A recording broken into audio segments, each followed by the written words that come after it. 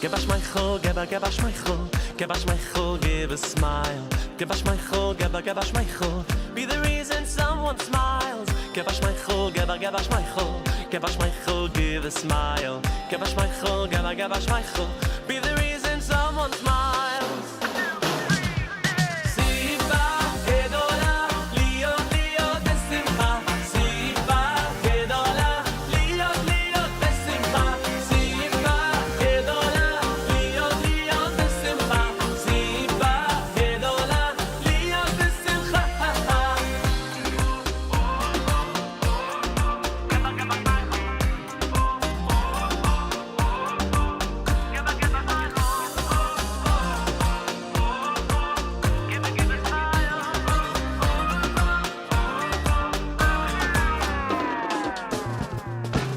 Give us my chol, give us my chol, give a smile. Give us my chol, give us my chol, be the reason someone smile. Give us my chol, give us my chol, give us my chol, give a smile. Give us my chol, give us my chol, be the reason someone smile. Siva gedola, liot liot besimcha.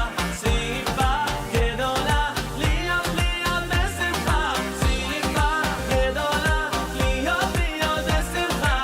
Siva gedola, liot besimcha. Siva gedola, liot liot besimcha. Siva gedola, liot liot besimcha. Siva gedola, liot liot besimcha. Siva gedola, liot besimcha.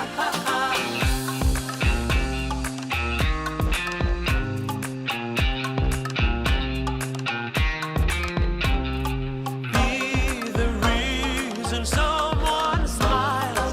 Be the reason someone smiles. Be the reason someone smiles. Be the reason someone smiles.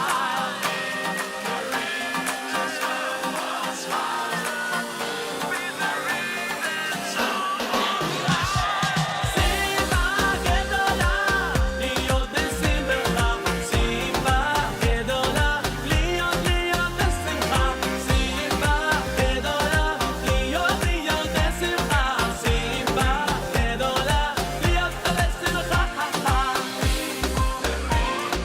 Someone smile. The reason someone smile. The reason someone smiles. The reason someone smiles. The reason someone smiles.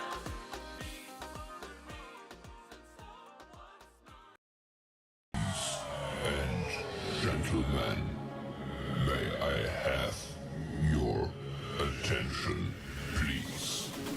The show starts in 10, 9, 8, 7, 6, 5, 4, 3, 2, 1. Go.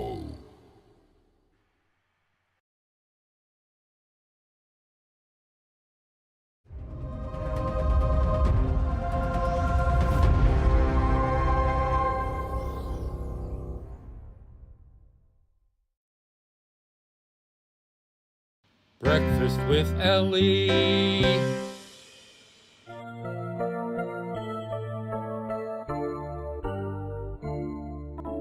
Mode ani lefanecha melech chai v'kayam shechazarta bi nishmati bechemla raba emunatecha.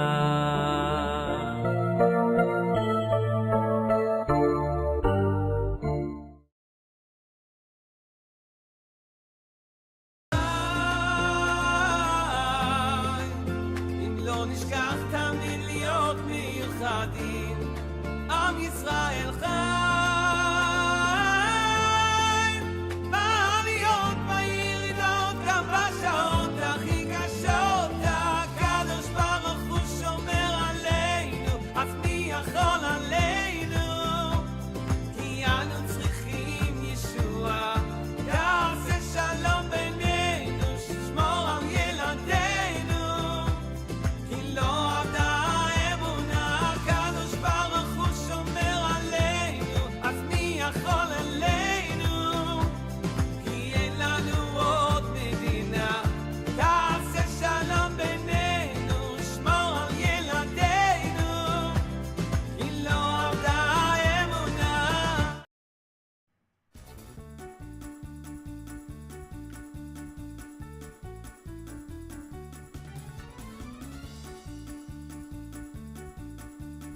Good morning and welcome to Breakfast with Elli. It is Wednesday, the 14th day of February, the 5th day of Adar Rishon. Torah portion is Terumah. HaYom, Yom, Revi'i, which comes fourth day counting up towards Shabbos, for the fourth Aliyah today. How are you? Good morning. Can you believe it's Wednesday already? No. I don't know where it goes today. It's crazy. Absolutely crazy. Yeah. We're going to tell you. It's here. It's Wednesday. Hump Day. The middle of the week. All right. We got a lot to do today. Let's get started. That avoids let's get the bracha. Baruch atah Adonai Eloheinu melech haolam asher kiddishanu b'mitzvotav v'tzivanu al mitzvat tzitzit. All right, everyone together. Al divrei Torah. Baruch atah Adonai Eloheinu melech haolam asher kiddishanu b'mitzvotav v'tzivanu al divrei Torah. Right, Harini Mekabel, please. Harini Mekabel alay mitzvat aseh shel ve'ahavta l'reacha kamocha. I take upon myself every single day to love my fellow friend in a very special way. Right, hold on 1 second. I just gotta drop something over here. All right, and that takes us to Torah Tziva. Ay Torah tziva lanu Moshe morashav morasha keilat Yaakov. Torah tziva lanu Moshe morashav morasha keilat Yaakov.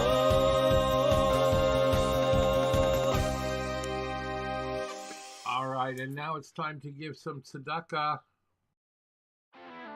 I put it in the pushki, the tzedakah box. I put it in the pushki, the tzedakah box. I put it in the pushki for someone else to keep. Yeah, I put it in the pushki, the tzedakah box. I put it in the pushki, the tzedakah box. I put it in the pushki for someone else in need. There you go. Oh, I love that sound. All that money going into tzedakah. All right, very, very important. And that takes us to the saying of the Shema.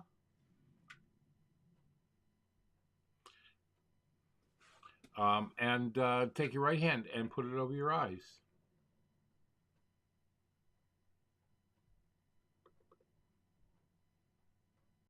Shema Israel.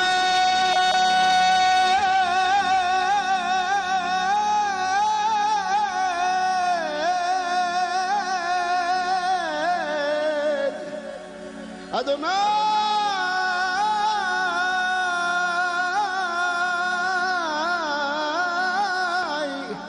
Eloheinu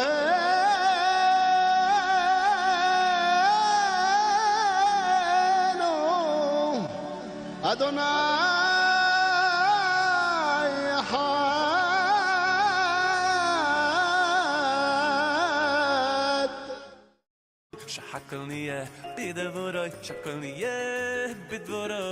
Right, I've got my coffee and my coffee yogurt.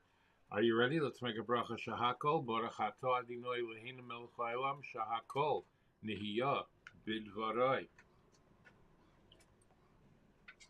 Coffee, blessed coffee. God bless you for being a friend. When the whole world turns on me, it's only you on which I can depend. I want to taste you in the morning and a few times throughout the day. Yes, a cup or two in the evening too. For me, it's the only way. Yeah. All right, fantastic. And that itself takes us to today. All right, hold on 1 second. Let's Let's get to the important stuff over here. 1 minute.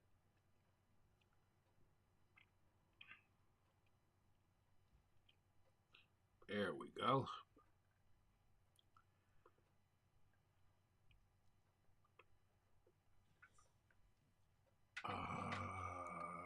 Yes. Well, I know. Don't worry. I know what I'm doing. Today is the yahrzeit of Reb Shmuel Abba Shapiro of Slabuta in 1864. Reb Shmuel Abba and his brother Reb Pinchas managed the famed printing press of Slavuta in now what is Ukraine. In 1835, they were falsely accused of arranging the murder of one of their workers who had committed suicide.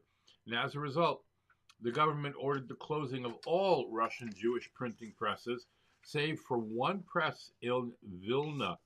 And the brothers were incarcerated, and guess what? They were flogged. The brothers' tremendous piety and fear of heaven followed them to their cells. It is related that while walking through the 2 rows of soldiers who were administering the flogging, Reb Shmuel Abba's yarmulke fell off of his head. He refused to proceed until it was returned, although he received additional blows as a result. A miniature Torah scroll was smuggled into their cell during their incarceration to enable them to study. This unique scroll was later gifted to the Lubavitcher Rebbe, who danced with it every year on Simchas Torah. Ah, you didn't know that, did you? Reb Shmuel Abba passed away on the 5th of Adar in the year 5624 from creation, 1864. Books printed on the Slavuta press remain prized collector's items to this day. How about that? And today in Jewish history is the last day of Moshe Rabbeinu's leadership.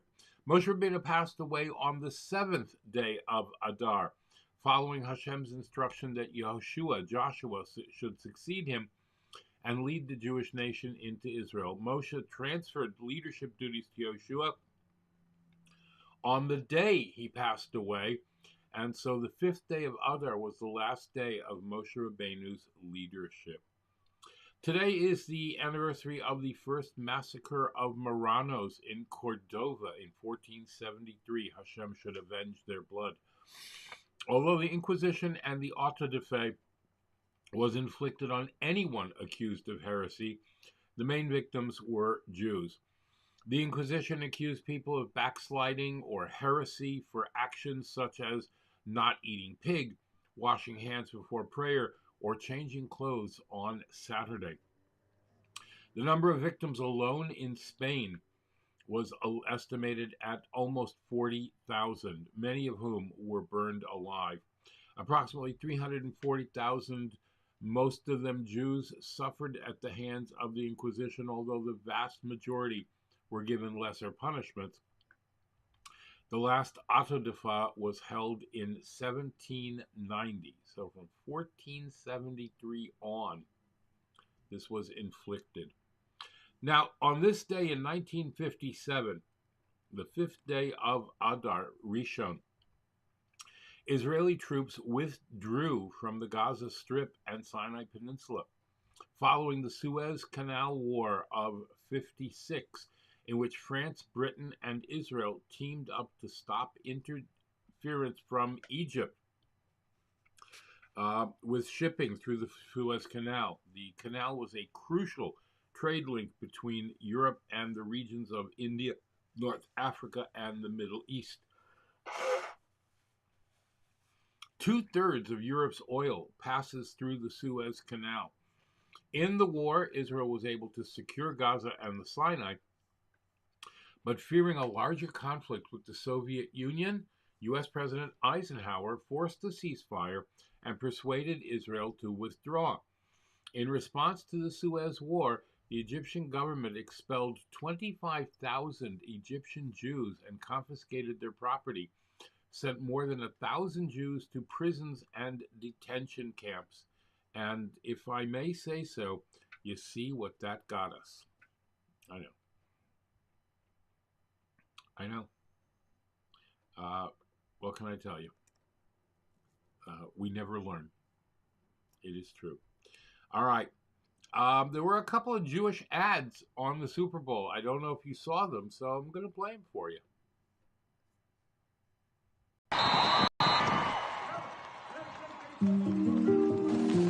To all the dads, the funny ones, the silly ones, the strong ones, the adventurous ones. To all the dads held in captivity by Hamas for over 120 days, we vow to bring you home. Move it. Seatbelt on right now. Put your seatbelt on.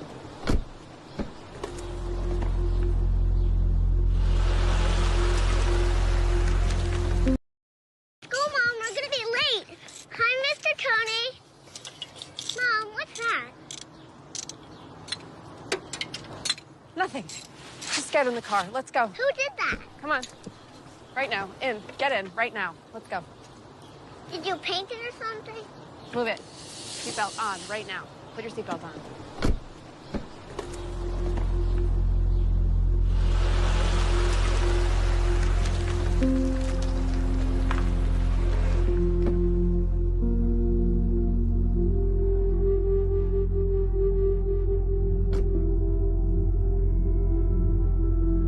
Hi, Mr. Tony.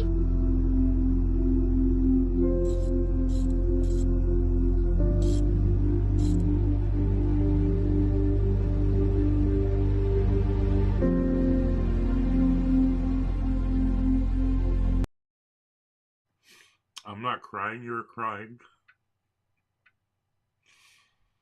All right.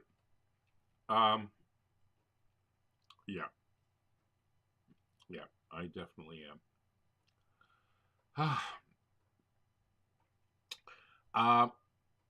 You know what? Let's do a little palate cleansing. Very tough to watch. Here's Azriel with a new cooking video. יא ורדי! מכירים את זה? שאתם מזמינים צ'יפס במסעדה, אבל הוא נגמר תוך שנייה? מצד אחד אי אפשר להפסיק לנשנש, ומצד שני לא רוצים שיגמר. אז עליתי על פתרון בדיוק למחושבים שבינינו. צ'יפס ארוך, קריספי מבחוץ, עסיסי ובשרני מבפנים, תנו טבילה בקטשופ, ספייסי מיונז, וזהו, אתם על הגל! צ'יפס, הצגה, מטורף, בכמה דקות הכנה. יא ורדי! בואו ניתם. ברוך אתה אדוני, אלוהינו מלך העולם, שהכל נהיה בדברו. מורה, לכו להכין.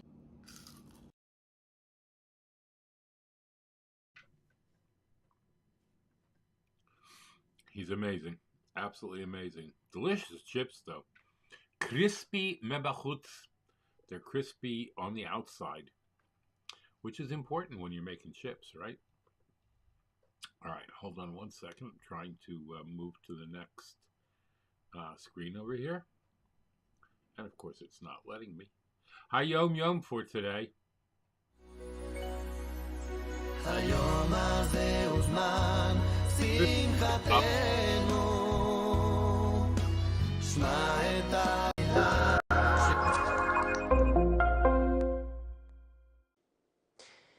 If you live your life for 70 years, statistics say that 3 of those years will be spent waiting. Waiting in line at the bank, waiting for an elevator or a bus, or waiting for a table at the restaurant. 3 years. But that's only if you factor in exclusively the waiting time that you do while standing in one place.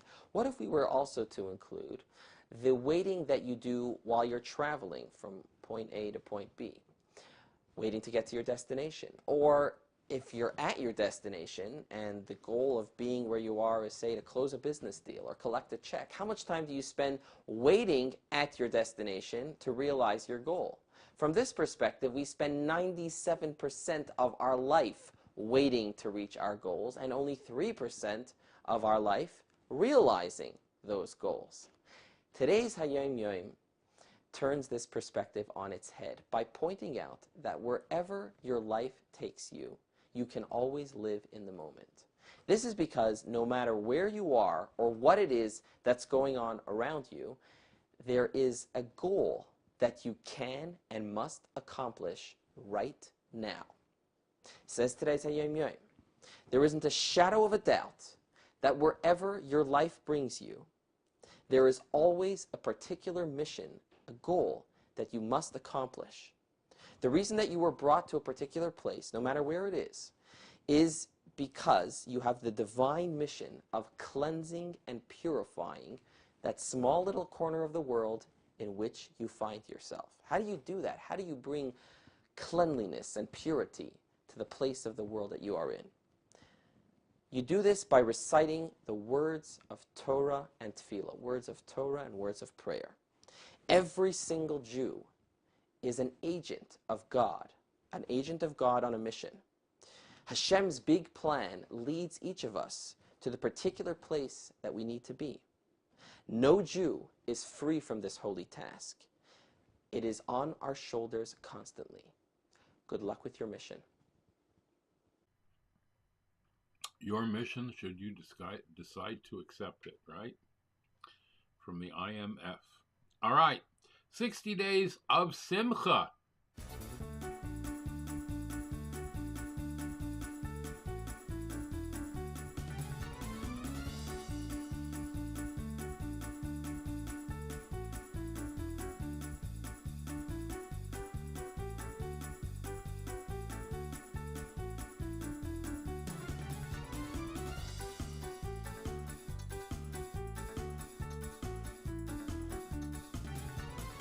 All right, let us go. Day 5. Welcome to Mishanichnas Adar Marbim Besimcha Happy Thoughts. So the Alter Rebbe writes in a powerful letter to his Hasidim, and he says, if you're looking for soul healing only comes from Simcha, joy of doing a mitzvah. And he explains, based on what it says in the Talmud, where it says, Ein oindim leispalel ela mitoich kovid roish. If you want to get up to pray, you want to do the Shmoneh Esrei, and you want to have proper kavanah, you need to have something which is called kovid roish. What does kovid roish mean? So the author brings one of the opinions are that kovid roish is referring to simcha, joy that comes from a mitzvah. And for example, either you think about the fact that God redeemed us out of Egypt and the future redemption, so that brings comfort, that puts you in a good place where you're happy and you're ready to pray. Or if you do the Psukei de Zimra, you read the different Psalms, Ashrei, etc., before Shmoneh Esrei, that allows you to go into a good mood, and that will give you Simcha Shal Mitzvah, you'll be able to pray with the proper intention. And the Alter Rebbe says, this Simcha Shal Mitzvah, joy of doing a mitzvah, brings literally healing to the soul. So I want to wish you all a good Shabbos, a good Chodesh Adar. We should increase our Simcha every single day, and now we have tools to do it by meditating on all the miracles that Hashem has done for us, taking us out of Egypt, going to bring the ultimate redemption. We're going to think about all the great, wonderful things that Hashem does for us. We'll have Simcha Shal Mitzvah, and we'll have the greatest joy, the greatest happiness, and the greatest healing. Have a great Shabbos. All right. Fantastic. Give me 1 second over here.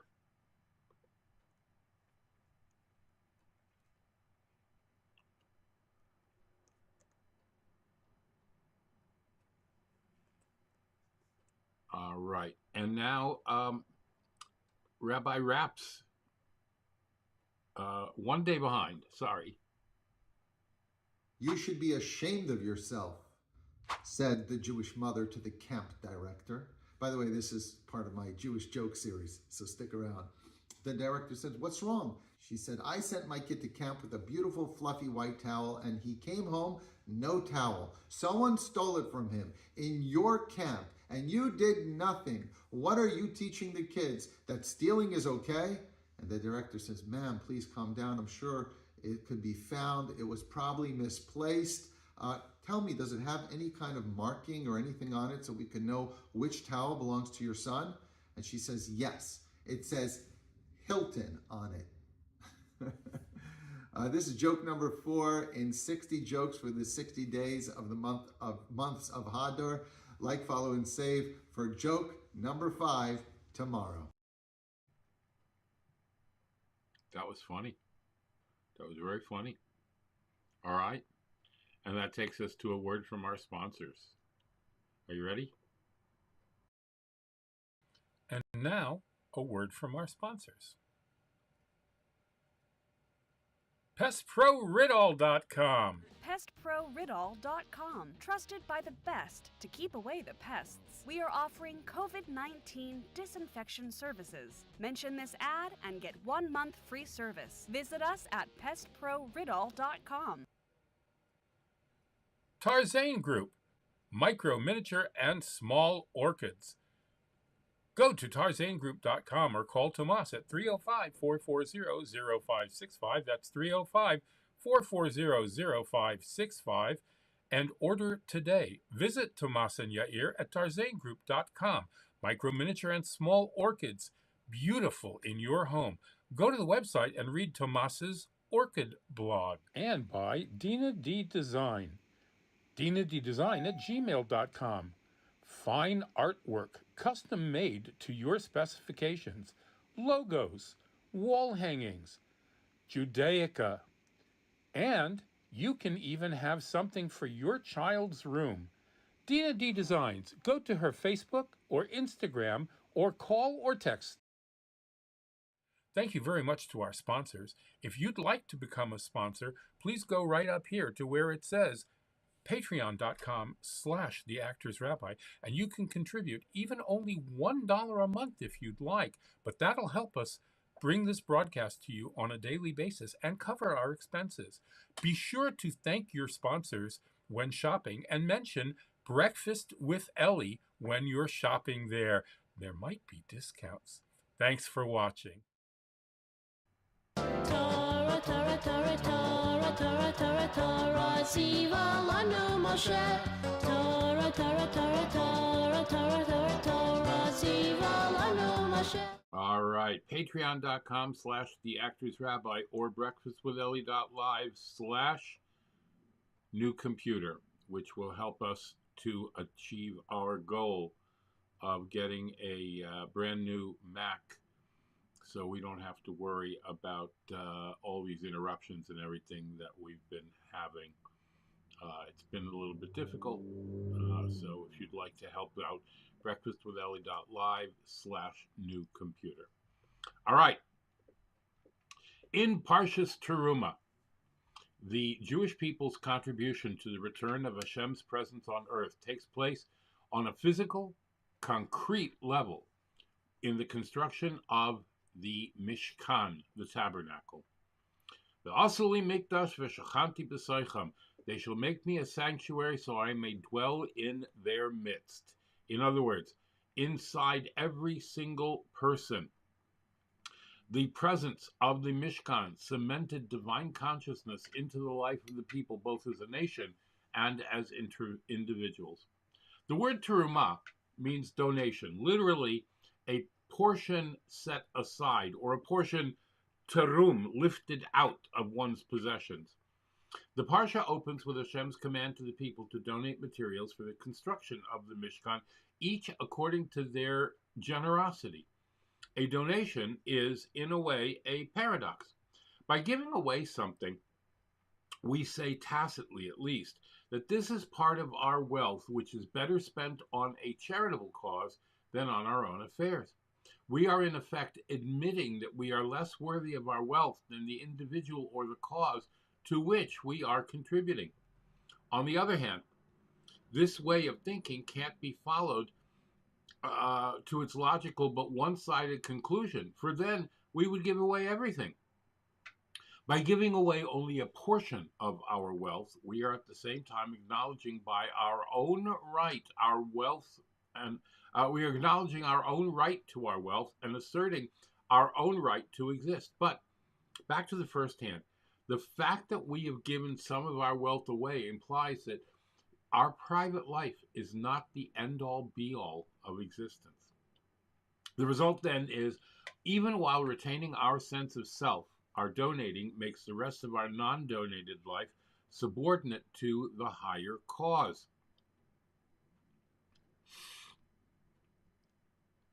Even though we retain the better part of our own wealth and life, the very fact that we've given some of it away to a worthy cause reflects our selflessness and transforms the remainder of our wealth into an expression of this same selflessness. The more we donate, the more this becomes true. So, in contrast to the giving of the Torah on Mount Sinai, which effected a complete but ephemeral nullification of the worldliness of this world, contributing towards the building of the Mishkan affects the gradual but permanent refinement of creation. That's why Hashem's command to contribute to building the Mishkan precedes even his command to build it. And this is why the Parsha is called Terumah. It is specifically in the process of donating to the construction that the essential message and purpose of the tabernacle is achieved. The concretization of divine presence in earthly reality as accomplished by human efforts. And that explains why the Torah describes the people's contributions in detail, what they are to bring, how much, etc. Every detail of the process of refining the world is a separate story, and each element of this process is significant in that it affects an elevation of the world in a way that no other element does. Finally, this explains why the Mishkan was constructed in the Midbar, in the desert, as opposed to a settled area, which already, hopefully, had undergone something of the process of civilization. In other words, of being made into settings where humanity can most optimally fulfill its destiny in making the world a home for Hashem. The uninhabited desert has not yet undergone such a process. It's raw material, devoid of any human settlement that could serve as a means by which the divine presence could settle on earth. Spiritually, therefore, it's an expression of those realms of life and creation that are yet devoid of any consciousness. Moreover, the desert also signifies a dimension of spirituality that transcends the civilized, settled world. For although Hashem seeks to dwell here below, that doesn't mean he wishes to limit and contract himself into the context of creation. Rather, it means paradoxically that he wants his essence, which by definition transcends any creational context, to be felt in creation. He wants the super desert, the consciousness of him as being far, far beyond any possible conception that we can have of him, to be brought home. And by making a dwelling for Hashem in this lower desert, the aspects of our lives that appear to be anything but conducive to divine consciousness, we cause the very darkness to shine. We tap into the side of Hashem that shouldn't be able to be revealed in this finite world. Therefore, even after the Jewish people had settled into their land and built the temple, the permanent sanctuary in Jerusalem, the Mishkan was not dismantled. It was stored away in a subterranean chamber on the Temple Mount, where it exists to this day. The Mishkan and the lessons it embodies are everlasting, a permanent part of our lives and an integral, eternally relevant facet of our relationship with Hashem. And again, the purpose, to bring Hashem into this world and give him a home here. In the fourth Aliyah, the walls of the Mishkan were to be built of upright beams made of a gold-plated atzei shittim, acacia wood. The bottom of each beam had two projections that were able to be inserted into two silver sockets. The tabernacle's front side to the east was to have no wall. Its the northern and southern side were to have 20 beams each. The western wall was to have 8. Although the inside of the sanctuary was 30 cubits, which is approximately 45 feet, by 10 cubits and 10 cubits high. So the beams were held together by several crossbars. And now we go to Chumash and Rashi with Rabbi Avtson. Are we there yet? Here we go.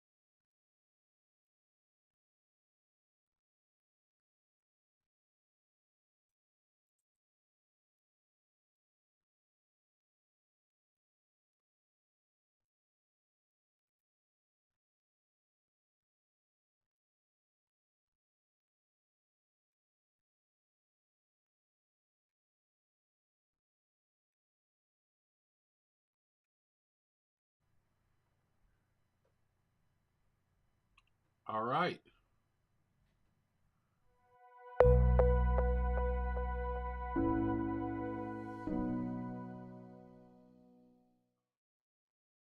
Sorry about that. Sorry. Hold on. There we go. Sorry about that. Okay. Hey, good morning. How are you, Walt? Waiter. All right. Sure. Hey Rabbi, hi. For you, evening for me, 9:40 in India. I'm doing pretty fine, and life's good. How are you doing? I'm wonderful, thank you. But middle of the live stream over here, and so why don't you just give a listen and let's hear what you think.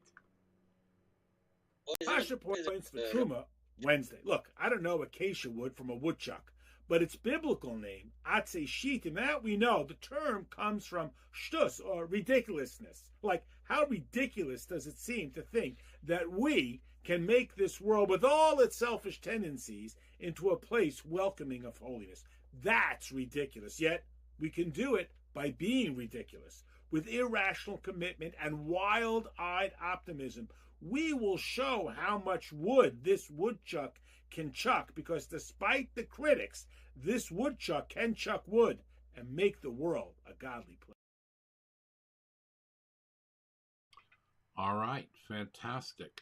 And that takes us to Shnayim Yomi for today.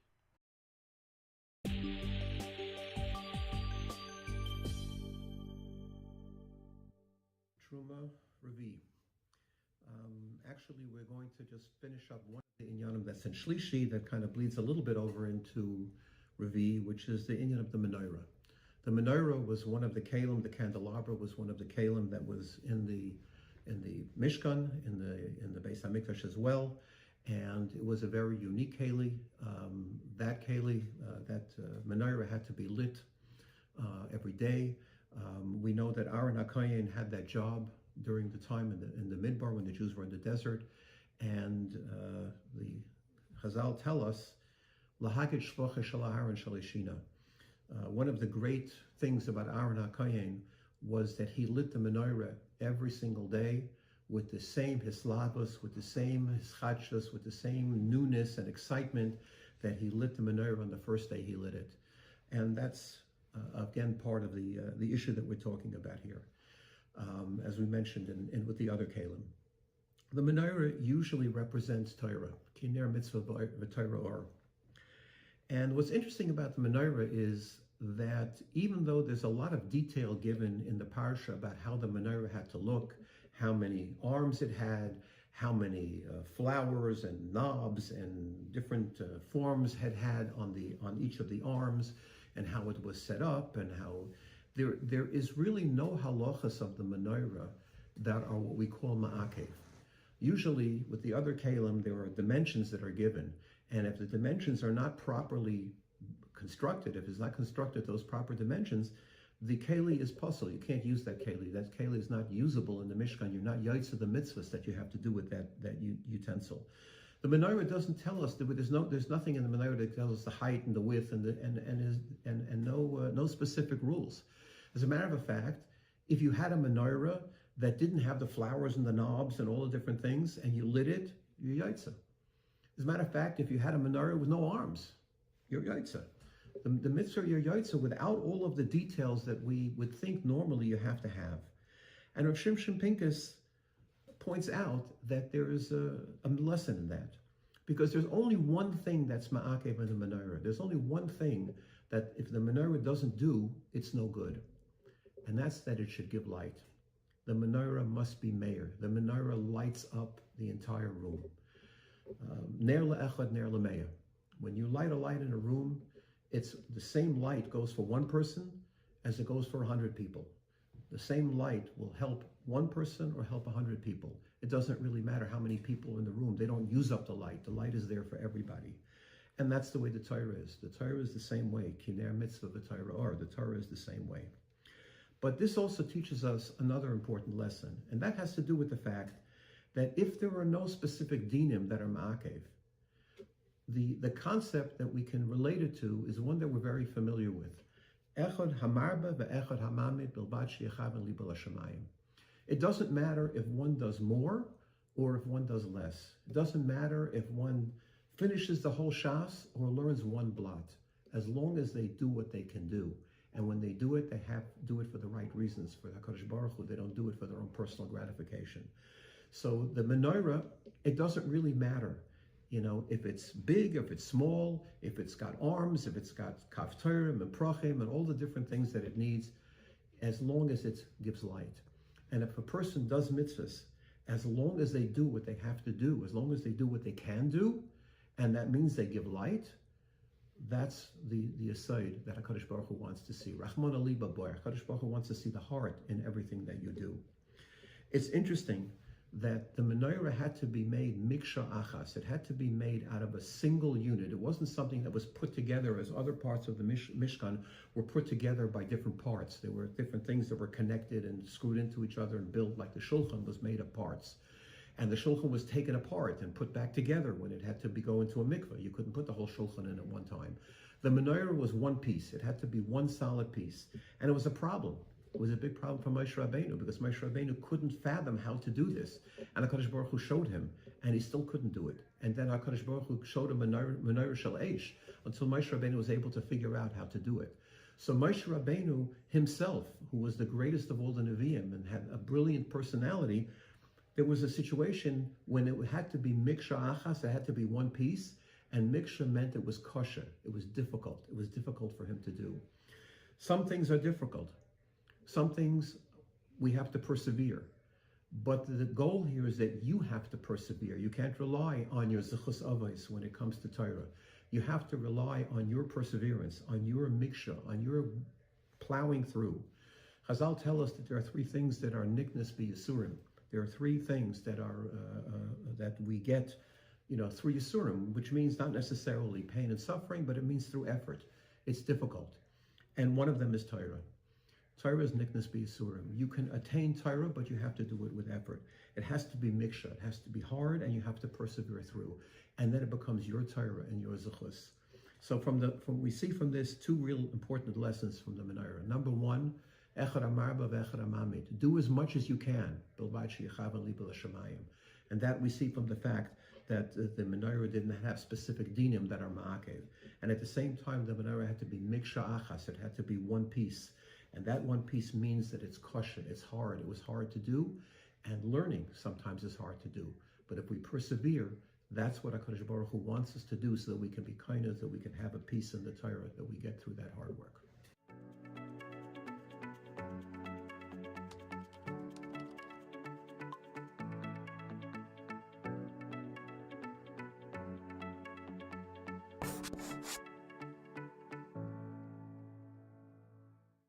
Right, and let us go to Iceland today. Home is not just a place, it's a feeling. Home is the ultimate comfort zone. It's the place where you could fully express yourself and truly relax. God also wanted such a place, right here on planet Earth. So he asked the Jewish people to build a home for him. God asked us to create a space for him where he could feel comfortable. So together, the Jewish people built a home for God. It was the Mishkan, the portable, holy temple in the desert.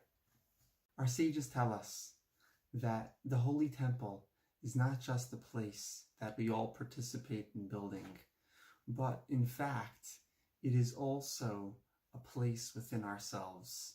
God's request is that we also make space for him in our individual lives. What was the central component of the Holy Temple? Nachmanides says that it was the Aron, the ark that contained the original Torah.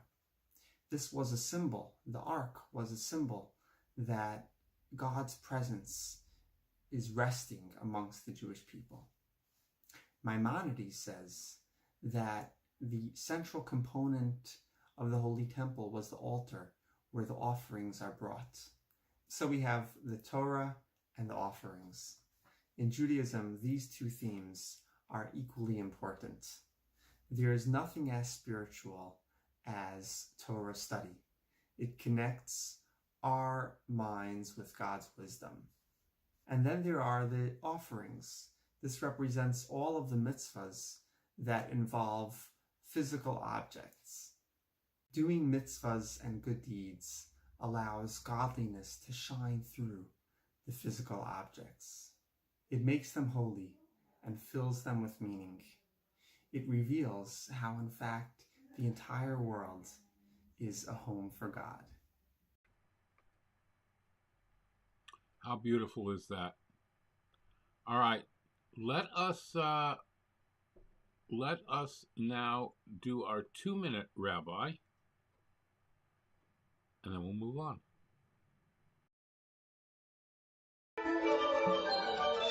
Jewish audio on Chabad.org.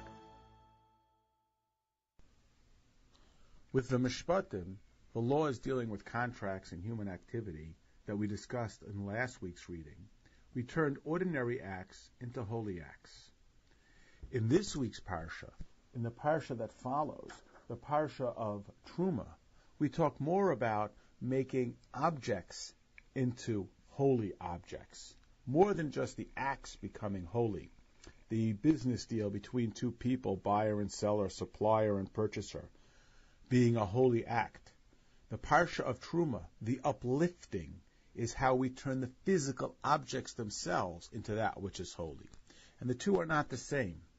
We can act holy, and that's very important and necessary, and then we can be holy.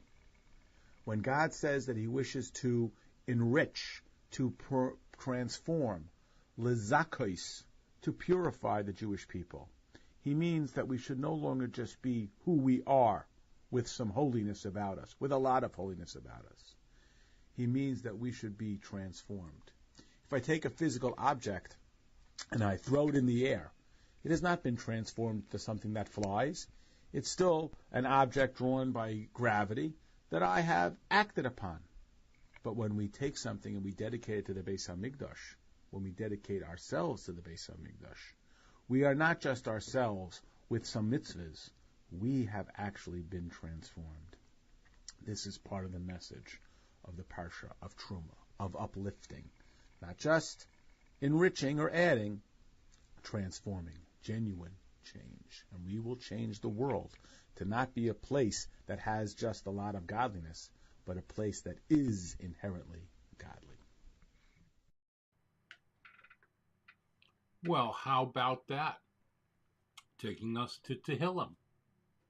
Al Yedei Amidas Tehillim, Al Yedei Amidas Tehillim, Al Yedei Amidas Tehillim, Tisoyre Chavatzeles HaShoroin. All right, the saying of Tehillim, so incredibly, unbelievably important that we do it as much as we can. Here is chapter 23 and chapter 122.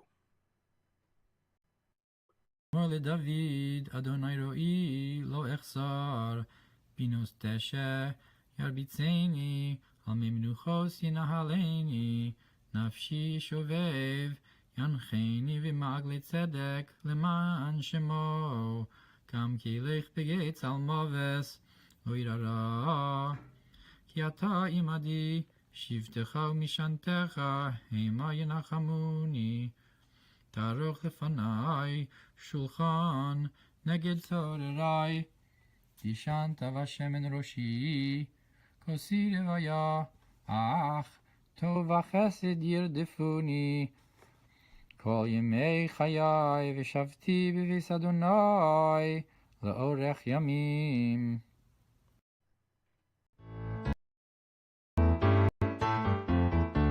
שמע לישראל ושמחתי וימנים לי ויסעלינו יני אלי אוים דויסו יורה אלינו בשורייך ירושלים ירושלים הבנויה כאיש יחור עלי יחדיו ששמו שבטים שבטי העדות לישראל להוידויס לשם עלינו Shama Yashavu Chizais V'Mishvat Kisais Leveis David Shalu Shalayim Yerushalayim Yishrayu Ayhavayich Ahai Yishalayim Michayleich Shava V'Ayvena Yisayich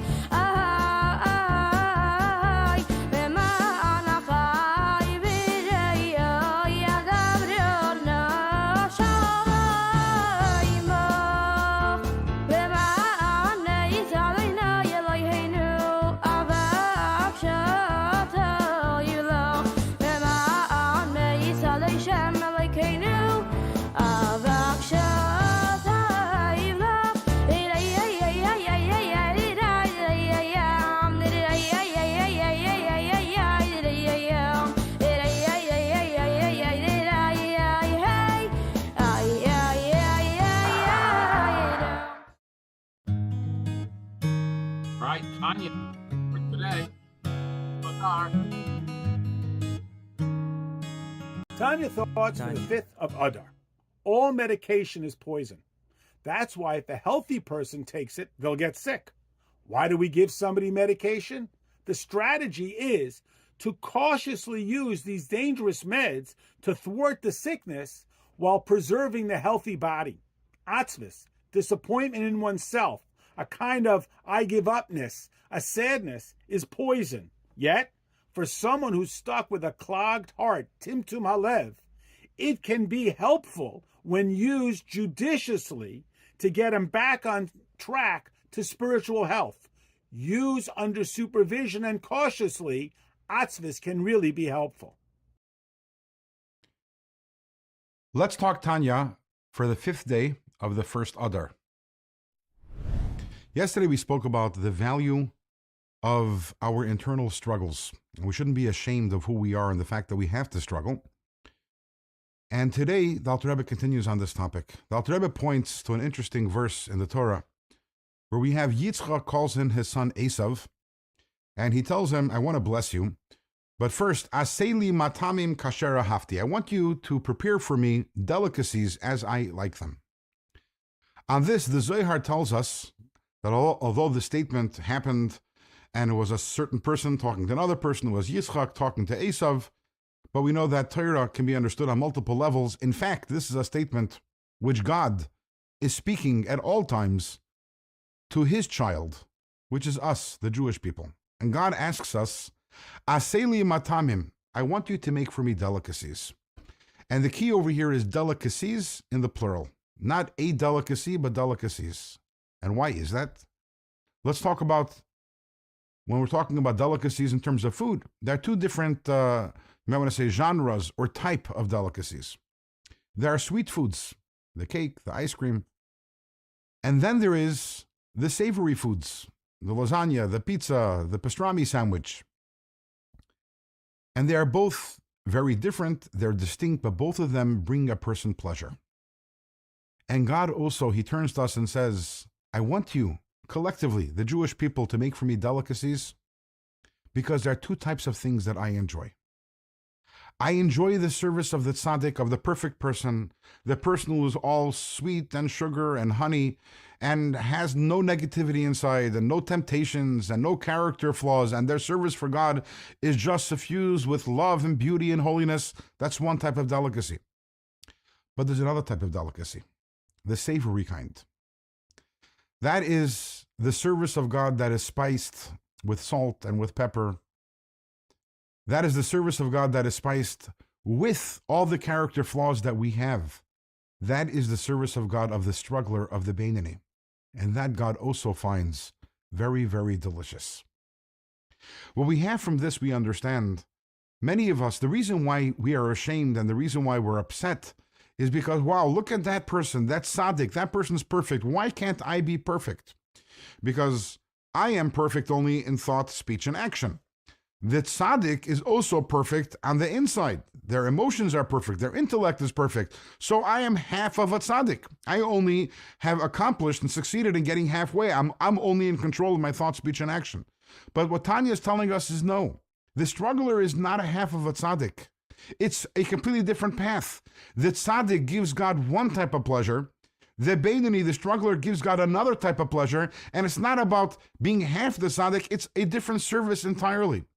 We have to be proud of that and rejoice in the knowledge that through our strugglers, we are giving God this incredible pleasure.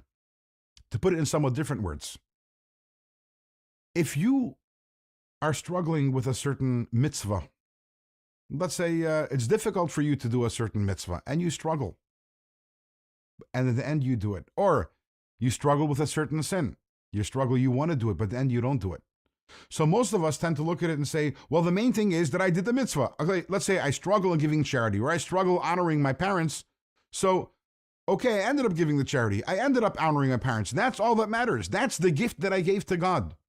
But the truth is, no, you gave God two gifts. There was the charity, there was the honoring the parents.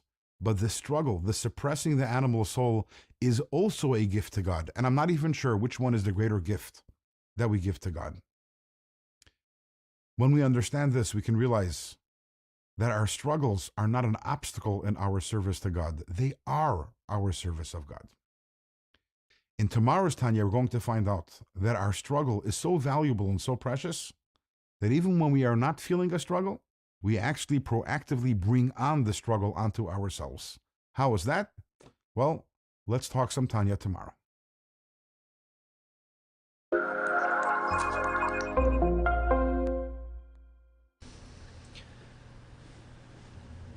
Thank you for joining Tanya in 5. Today's lesson for the 5th of Adar, we begin chapter 31. Chapter 31 in one word is Simchas, joy. Even though this first part will not be about joy, but it will get into the concept of joy. We're speaking about the humbling of the Beinoni's heart in order, or of the Sitter Acher that's in the heart, in order to allow ultimately the joy to come forward. So the Alter Rebbe says that the prolonged deep concentration that we've been speaking about in the last couple of chapters, and the different methods to humble the spirit and have a contrite heart, may bring a person to a profound dejection.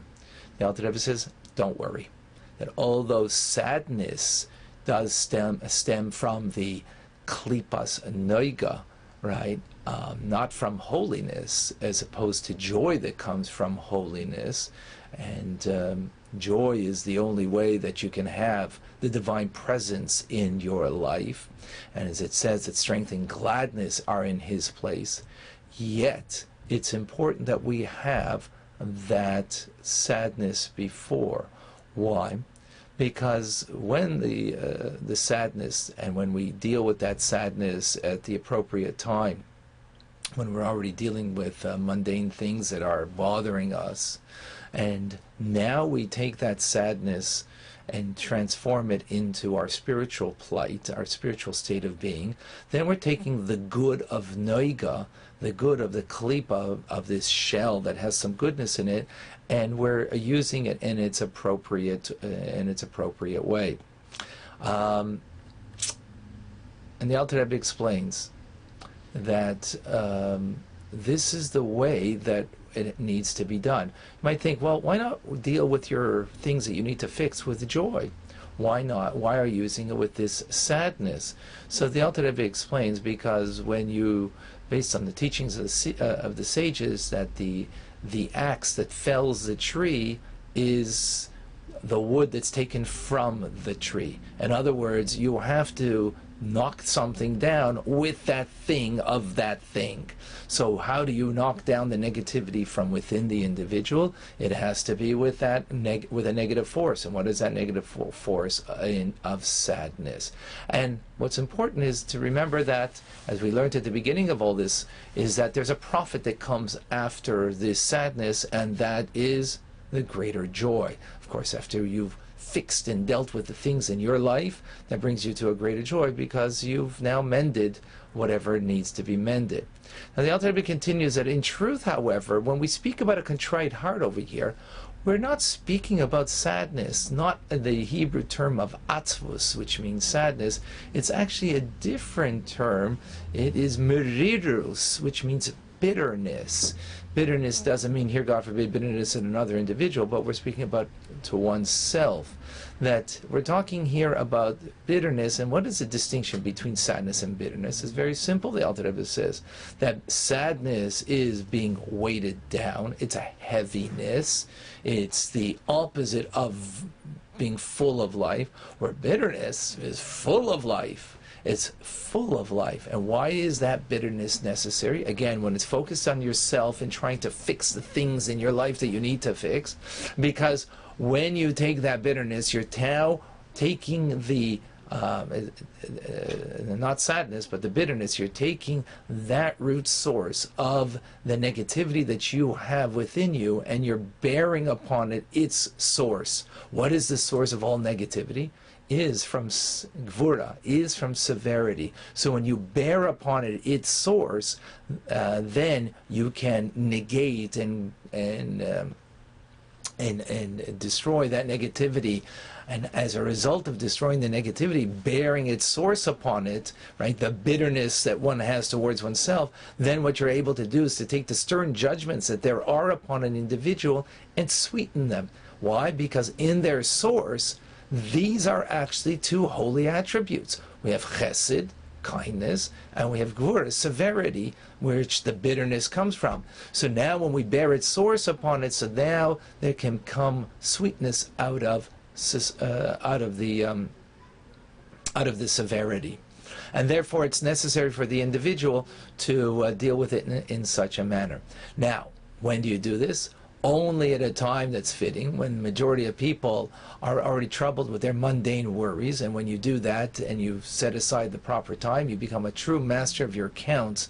And then what you're able to do is to rid yourself of all the dejection that has occurred because of the mundane affairs that you had previously. At the same time, you have now done in a bitter manner. And again, remember, only the bitterness is to yourself. Bitter at the negativity that you have within. You have now fixed that within you, bearing, so to speak, the source of it upon one's sitra achra, negativity. And what will come after that is a greater joy, which that will be in the forthcoming class, God willing. Thank you for joining Tanya in 5. Interesting how they both ended off their class the same way, right? Interesting. All right, Sefer HaMitzvos of the Rambam. No, it's not impossible that Rebbe did say, just study Rambam each and every day. I'll never miss my daily Rambam. My Rebbe so desires, I'm not busy or too tired. When I learn Rambam's connected, I remain, I am a link in the Rebbe's golden chain. All right, fantastic. Sefer HaMitzvos, class number 298. Baruch Hashem, today is day number 298 of our daily study of Rambam Sefer HaMitzvos. And in 3 chapters a day, study track of Mishnah Torah, we are continuing in Hilchos Malva V'Leiva, the laws of loans, chapters 10, 11, and 12. Our mitzvah today, we have actually 2 mitzvahs today, a positive commandment and a negative commandment. They are best understood in context of the mitzvah that we learned yesterday. So just a little review. Yesterday we had 1 mitzvah, a negative commandment, which was the prohibition against taking collateral. And I'll just review. What that was talking about was that after the term of the loan has come to the date that it was supposed to be repaid and it's not being repaid, and the creditor is afraid that the debtor is going to default on the loan, so the creditor is not allowed to go in to the property of the debtor and seize some type of security. Rather, he has to go to the Beis Din, to the rabbinical court, and they will make a judgment, and they will send their emissary to get an object that the creditor can hold as collateral. Okay? So that was yesterday. Today, we have 2 mitzvahs that apply after that scenario has taken place. So now the creditor has some collateral. He's holding on to it. Positive commandment 199 is that now this creditor has to return the collateral to the debtor on a daily basis. If, for instance, he has his plow, well, the plow is something that the debtor needs to use during the day. That's part of his work.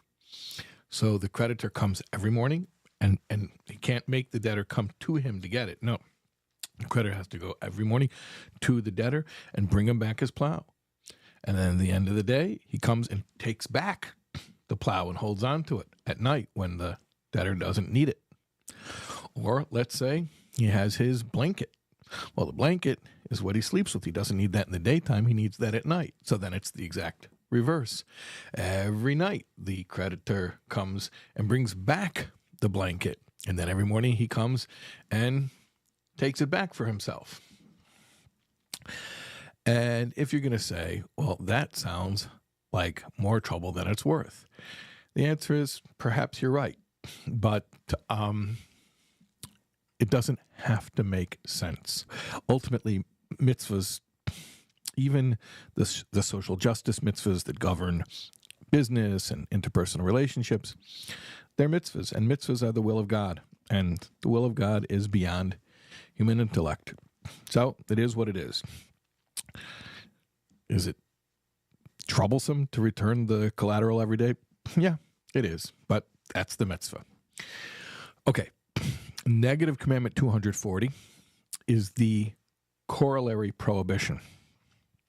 The prohibition not to withhold the collateral, meaning failure to bring the collateral back when it is due, meaning in the daytime for an article that's used during the day, or in the nighttime for an article that is used at night.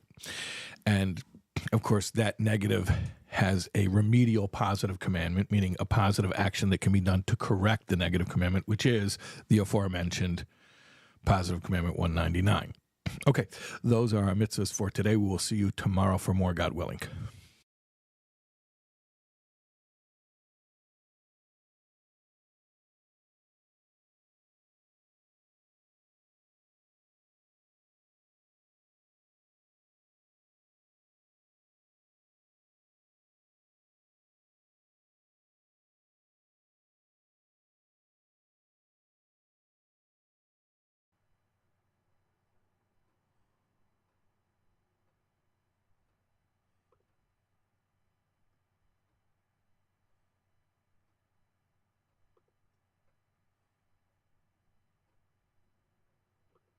All right, we'll try it again. Here we go. Welcome to installment number 298 of the mitzvahs as enumerated by Maimonides, the Rambam. Today we have two mitzvahs. As we started talking about yesterday, we were saying how when somebody does give another person a loan, they are prohibited from asking for collateral, something that they can hold on to so that they are assured that the loan will be repaid. However, in the event that the High Court, the Beis Din, does deem it appropriate that collateral be given, we have today's mitzvah, positive commandment 199, that states that collateral must be returned.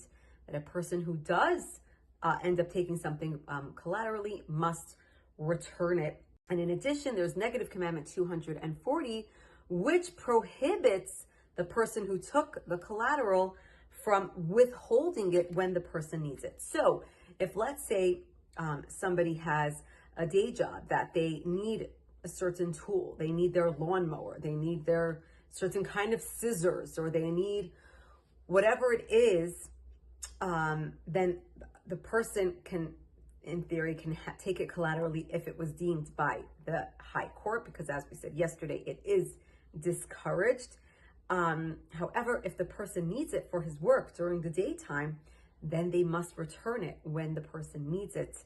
And then again in the evening, they can have it and hang on to it. But while the person is in need of it, they must give it to them.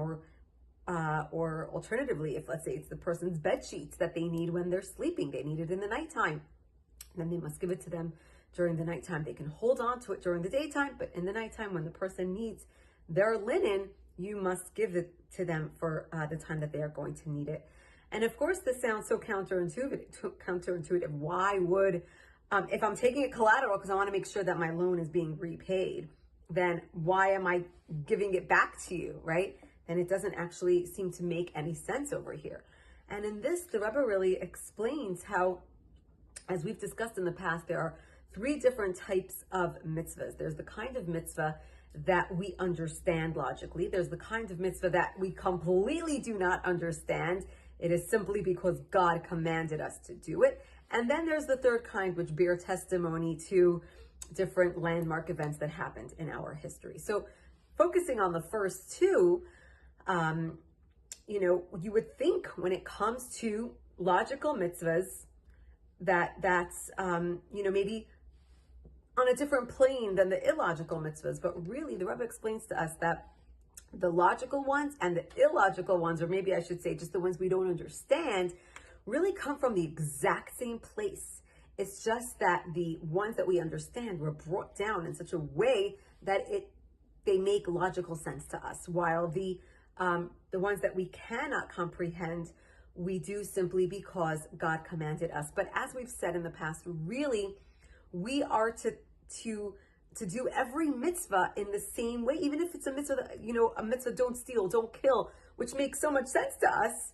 Obviously, we wouldn't do that, but we do the mitzvah not because it makes sense, but simply because God commanded us. And here, in this instance, with this mitzvah of returning the collateral, it falls into the same category. It's something that, although it does not necessarily make so much sense to us, it sounds counterintuitive. However, we do this because it is a mitzvah, because God commanded us to behave in this way. nothing more and nothing less.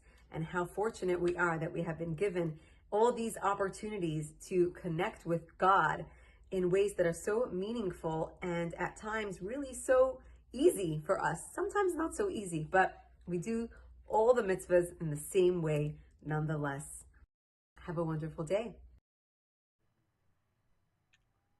And that takes us to matters of Mashiach.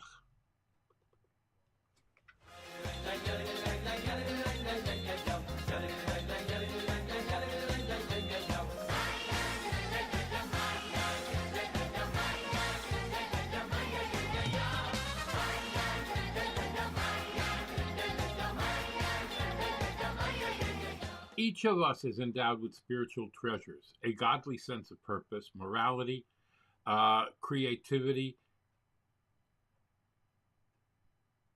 and determination.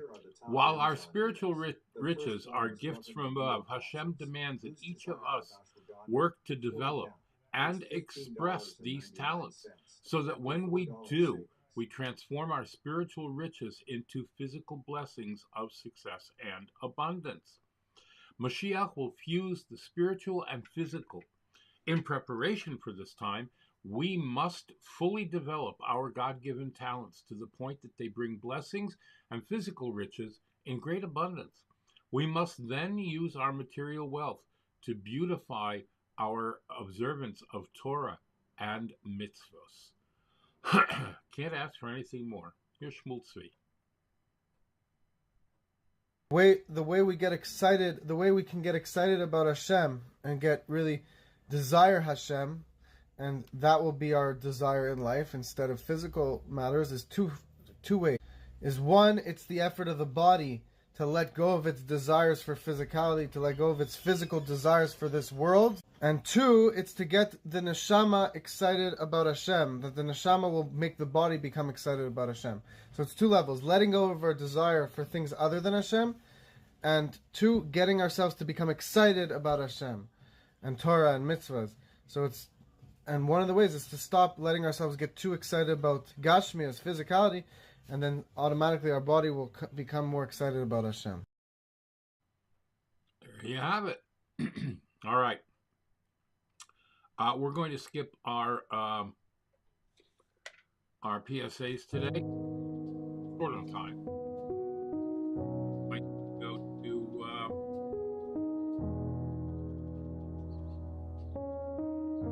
Heaven Down to Earth. There is a place, the 50th gate, they call it. It is so high that from there all things are insignificant. Good, no evil, nothing can be added or taken away. The righteous are dust, the wicked are dust. Nothing is of consequence. All is but dust. Drunk with the joy of Purim, we spiral higher and higher until we land in that place. And yet we proclaim that the oppressed have been saved, the wicked overthrown, and light, joy, happiness, and peace rule throughout the cosmos. As for this high place, he declares, I'm not impressed.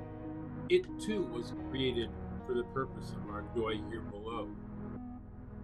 Its secret exposed, the 50th gate itself is redeemed. Whoa. Some heavy duty stuff, right? What does that mean? If you want to talk about it more, you need to come to me and talk to me on social media at Clubhouse or Facebook or Instagram.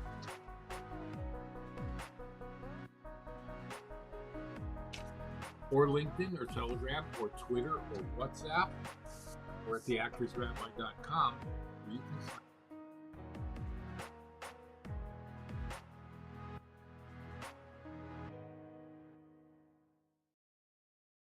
Baruch ato Adonai Eloheinu melech ha'olam boirei nefashos rabois v'chesroinan al kol ma sheborosa lachayos bohem nefesh kol chai baruch chai ha'olamim.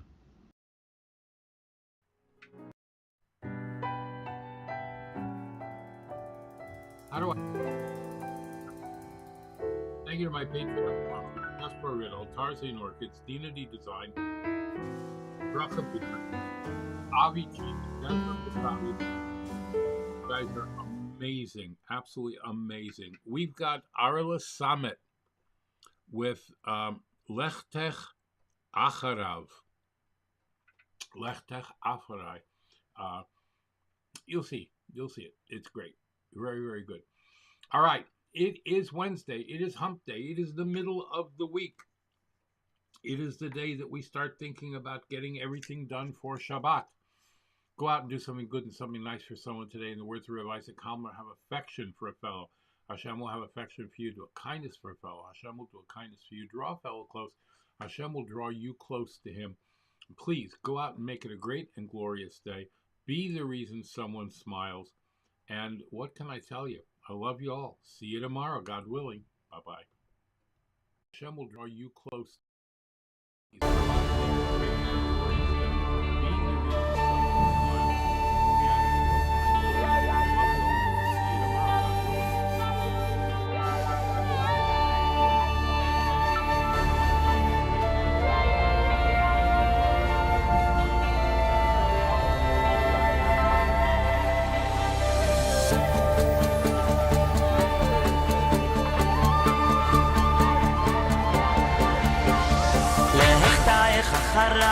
אחריי במדבר, אוי בירץ לא זרידיו.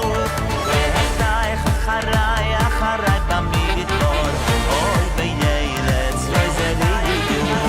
ואחרייך אחריי במדבר, אוי בירץ לא זרידיו. ואחרייך אחריי במדבר, אוי בירץ לא זרידיו.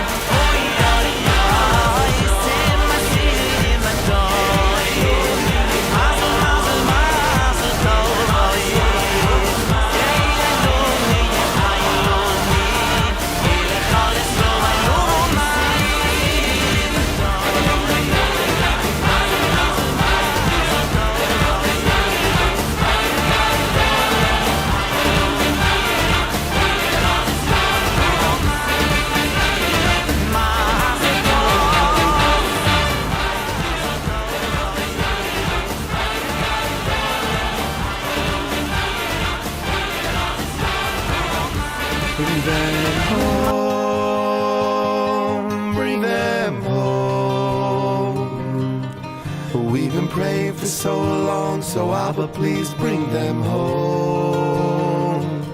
Bring them home.